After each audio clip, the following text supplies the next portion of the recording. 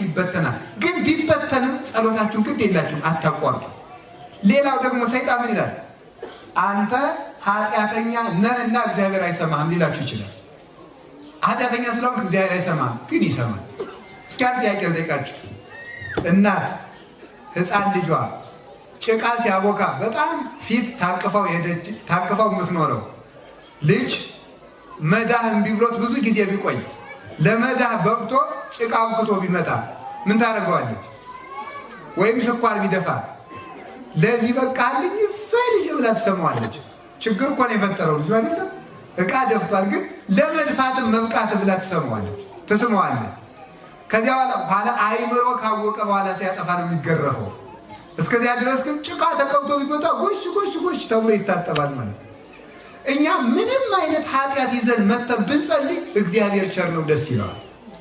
ነገ ከዚያ እናቲቱ እንዲያምትለው እንደምታጥበው ስለምታውቅ ነው። እግዚአብሔር እንደሚያነጻን ያውቃል። ከጸለይን እንደምንድን ያውቃል። ከጀመርን እንደሚያስጨርሰን ያውቃል። ሰይጣን ደግሞ ከጀመርን እንደምንጨርስ ስለሚያውቅ ነው። እንደው ሊቃውንት ምን ይላሉ? በዓለም ላይ ዋና ፈሪ ሰይጣን ነው ይላሉ። ታውቃላችሁ? ይሄ ዋና ፈሪ ማለት ታውቃላችሁ? ሰይጣን በጣም የመጨረሻ ፈሪ ነው። እኔ ፍርሃቱ የሚደንቀኝ ምንድን ነው? እኛን አለመናቁ። አይገርማችሁ? አሁን እኔን አለመናቁ። አሁን እኔ ራሴ 3 ቀን ደው ሳላቋርጥ ጥሩ ጸሎት ብጸልይ እባብ ይመስልና ይመጣል፣ አይጥ ይሆንና ይመጣል። ኋላ ደግሞ እኔ በጸሎት ላሸንፈው ቆይ እና ደግሞ ጀማሪ ክርስቲያን ጳጳስ ይበልጣል አይደል? አቃጥላለሁ በጸሎት በስመ አብ ወወልድ ወመንፈስ ቅዱስ አሐዱ አምላክ ይትቀደስ ስምከ ትምጻእ መንግሥትከ ወፈቃድከ በከመ በሰማይ ከማሁ በምድር። አቃጠልኩት ወይ ማለት ነው። አያችሁ?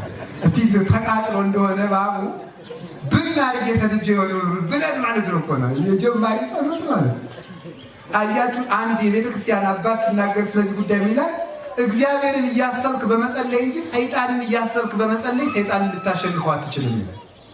እግዚአብሔርን እያሰብክ ስትጸልይ ግን እባብ ሆኖ ሊመጣ ይችላል፣ ጊንጥ ሆኖ ሊመጣ። ለምን ነው እንደዚያ ብሎ የሚመጣ?